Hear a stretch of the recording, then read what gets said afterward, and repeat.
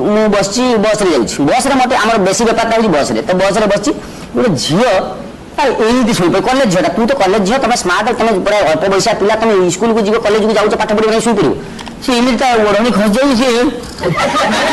माड़ माड़ गलानी मुझे देखिए बढ़िया चेन गोटे पिंधि सी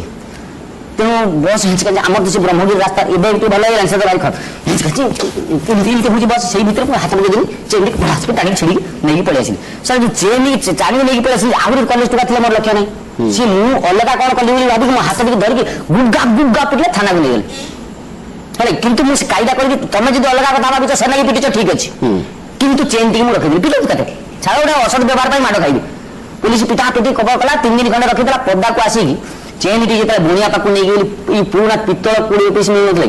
सीटार से चेन मतलब बहुत बाधिला ना जो माड़ खाई से सक्सेस ना पुलिस मत बुझिले ना चेन ठीक पाइली।